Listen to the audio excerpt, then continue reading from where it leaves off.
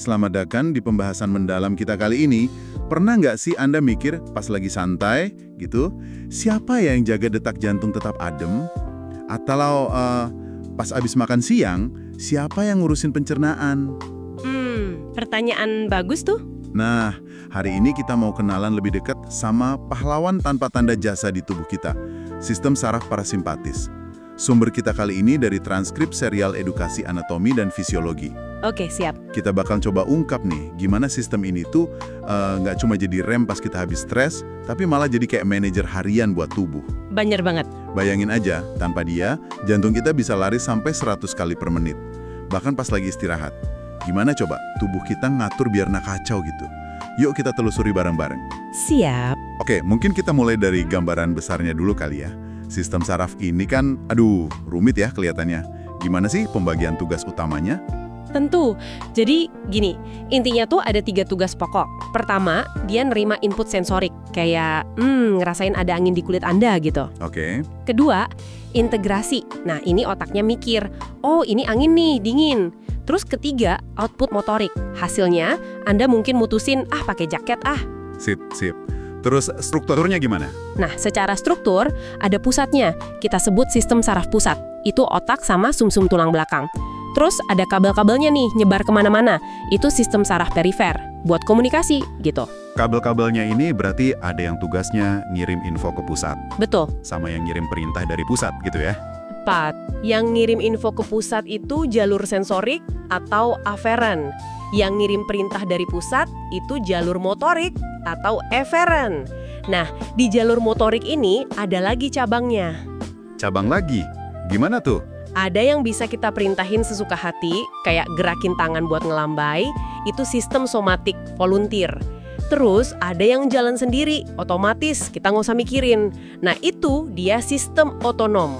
Nah, ini dia nih, otonom. Yang sering kita dengar ada 2 sisi itu kan? Satu buat siaga tempur, satu lagi buat relax. Bener banget. Satunya itu divisi simpatis. Siap buat aksi ya, respons lawan atau lari gitu. Awas bahaya! Gaspol. Ya, kayak gitu. Nah, lawannya atau lebih tepatnya pasangannya itu divisi parasimpatis. Ini fokus kita hari ini. Tugasnya nenangin, terus ngurusin fungsi-fungsi dasar. Kayak, oke, aman, santai dulu, cerna makanan.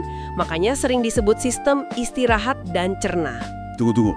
Berarti si parasimpatis ini nggak cuma nongol sesekali buat ngerem habis kita stres gitu ya, tapi dia aktif terus buat urusan harian, kayak nyerna makanan tadi, atau buang air gitu. Persis, itu dia poin pentingnya. Jangan anggap dia cuma rem darurat. Justru dia ini kayak manajer operasional harian tubuh Anda. Dia kerja terus di balik layar, pas kondisi lagi tenang, ngurusin bisnis kehidupan yang penting banget. Wah, oke.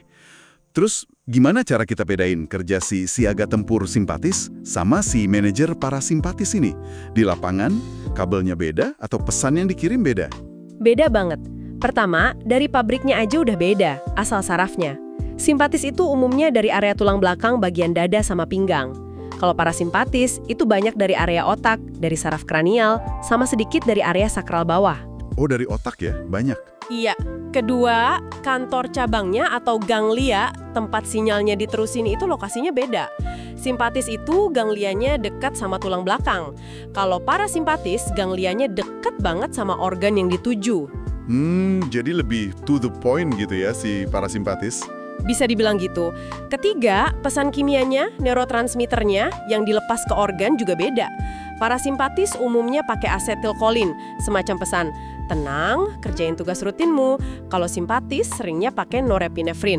Pesannya, siap beraksi sekarang. Oke, jelas bedanya. Tadi disebut saraf dari otak atau kranial ya. Ada nggak sih satu saraf kranial yang kayak jadi bintang utamanya gitu buat sistem parasimpatis ini? Wah, ada banget. Ini dia primadonanya, saraf vagus. Saraf kranial nomor 10. Vagus itu artinya pengembara. Pengembara?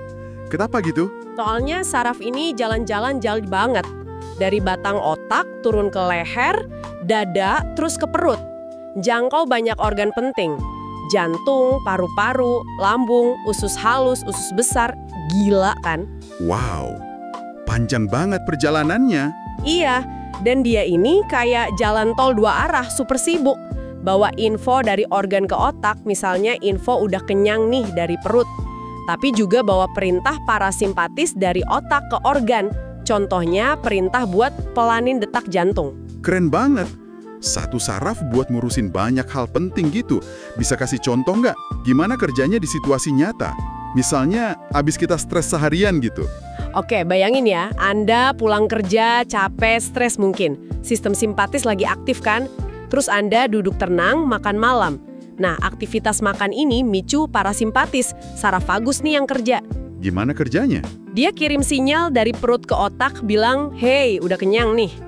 Otak terima pesan terus ngirim perintah balik. Lewat saraf vagus lagi, perintahnya apa? Oke, waktunya tenang. Terus efeknya? Detak jantung jadi lebih lambat. Pencernaan dioptimalkan buat nyerap nutrisi, hormon stres ditekan.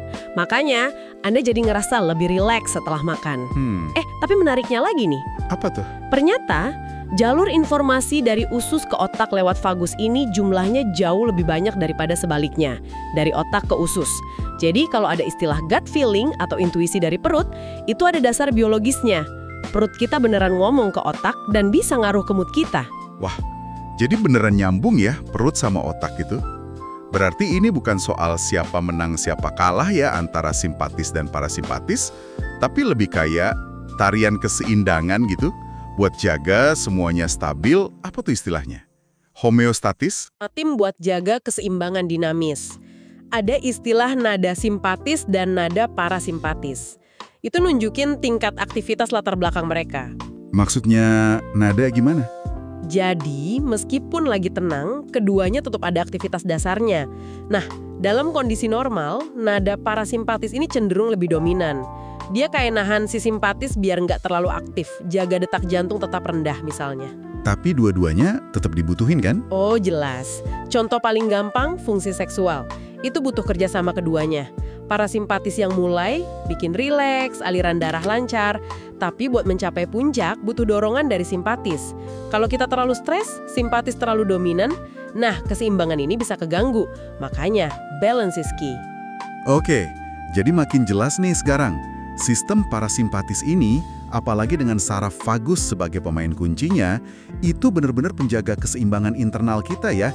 Kerja terus-terusan, nggak kelihatan, tapi vital banget buat mastiin roda kehidupan kita jalan lancar setiap saat. Bukan cuma pas bahaya udah lewat aja. Betul sekali. Kalau kita paham talian harmonis antara dua sistem ini, kita jadi makin kagum ya sama betapa canggihnya tubuh kita.